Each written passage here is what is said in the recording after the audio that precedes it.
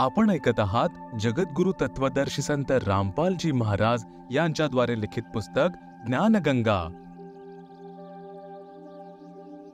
माता दुर्गाकडून ब्रह्माला शाप। ब्रह्माने वेदात वाचले की यजुर्वेद अध्याय 5 मंत्र 1, अग्नेह तनुः असि, याचा अर्थ आहे परमेश्वर तेजोमय शरीर युक्त आहे। विष्णवे त्वाम सोमस्य तनुः असि, अर्थ आहे सर्वांचे पालन करण्यासाठी त्या अविनाशी परमात्म्याचे शरीर आहे। यासाठी ब्रह्माने त्या दोन्ही स्त्रियांना समजावले होते, तुम्ही सांगा की परमात्मा मानव सदृश तेजोमय शरीर युक्त आहे। तेव्हा मातेने ब्रह्माला विचारले की काय तुला तुझ्या पित्याचे दर्शन झाले? ब्रह्मा म्हणाला, हो, मला पित्याचे दर्शन झाले आहे, तो मानव सदृश तेजोमय शरीर युक्त आहे। दुर्गा म्हणाली, साक्षीदार दाखव। तेव्हा ब्रह्मा म्हणाले, या दोघींसमक्ष साक्षात्कार झाला आहे। देवीने त्या दोन्ही मुलींना विचारले की काय तुमच्यासमोर ब्रह्मचा साक्षात्कार झाला आहे? तेव्हा दोघींनीही म्हटले, होय, आम्ही आमच्या डोळ्यांनी पाहिले आहे।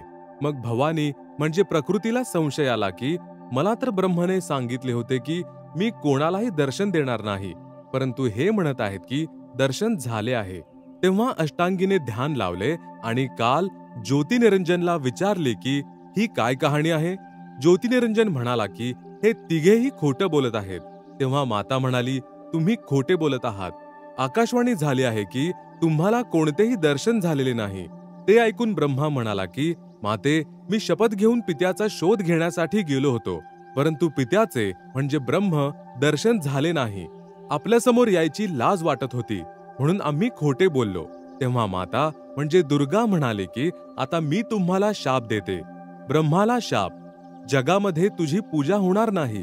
पुढे तुझे जे वंशज असतील ते खूप पाखंड करतील, खोट्या गोष्टी रचून जगाला फसवतील, वरून तर कर्मकांड करताना दिसतील। मनामध्ये अनेक विकार असतील, कथा पुराणे वाचून दाखवतील। स्वतःला ज्ञान नसेल की सद्ग्रंथांमध्ये वास्तविकता काय आहे, तरीही मान सन्मान आणि धन प्राप्तीसाठी गुरु बनून शिष्यांना लोकवेद म्हणजे शास्त्रविरुद्ध दंतकथा ऐकवतील। देवी देवतांची पूजा करून आणि करवून दुसऱ्यांची निंदा करून कष्टावर कष्ट झेलतील। जे त्यांचे शिष्य होतील त्यांना परमार्थ सांगणार नाहीत, दक्षिणेसाठी जगाची दिशाभूल करत राहतील, स्वतःला सर्वश्रेष्ठ मानतील, दुसऱ्यांना कमी लेखतील। जेव्हा मातेच्या मुखातून हे सर्व ऐकले तेव्हा ब्रह्मा मूर्छित होऊन जमिनीवर कोसळला। बऱ्याच वेळानंतर शुद्धीवर आला। गायत्रीला शाप, अनेक सांड तुझे पती होतील, तू मृत्यू लोकामध्ये गाय बनशील।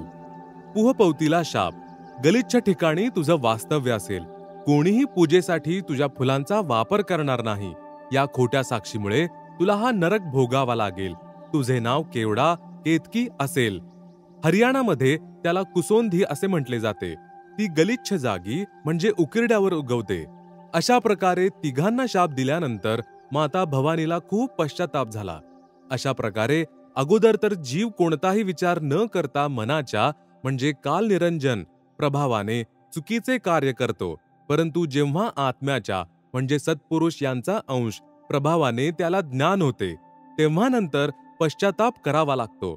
जसे मातापिता आपल्या मुलाच्या लहानशा चुकीसाठी त्याला शिक्षा करतात क्रोधित होऊन, परंतु नंतर मात्र खूप पश्चाताप करतात।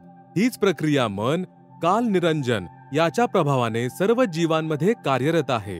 हो, येथे आणखी एक बाब विशेष आहे की निरंजन म्हणजे काल ब्रह्मने देखील आपला कायदा केला आहे की जीवाने जर एखाद्या दुर्बल जीवाला त्रास दिला तर त्याला त्याची परतफेड करावी लागते।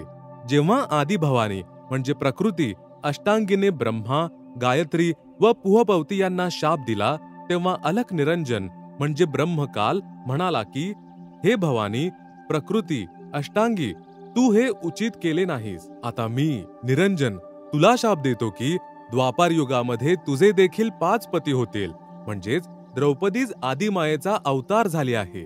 जेव्हा ही आकाशवाणी ऐकली तेव्हा आदिमाया म्हणाले की हे ज्योती निरंजन म्हणजे काल, मी तुला वश आहे, जे वाटेल ते कर। सृष्टी रचनेमध्ये दुर्गाजींची अन्य नावे वारंवार लिहिण्याचा उद्देश आहे की पुराण, गीता तसेच वेदांमध्ये प्रमाण पाहते वेळेस भ्रम उत्पन्न होऊ नये। जसे गीता अध्याय 14 श्लोक 3-4 मध्ये काल ब्रह्मने म्हटले आहे की प्रकृती तर गर्भधारण करणारी समस्त जीवांची माता आहे, मी तिच्या गर्भात बीज स्थापन करणारा पिता आहे. श्लोक 4 मध्ये म्हटले आहे की प्रकृतीपासून उत्पन्न तिन्ही गुण जीवात्म्यांना कर्मबंधनामध्ये बांधतात.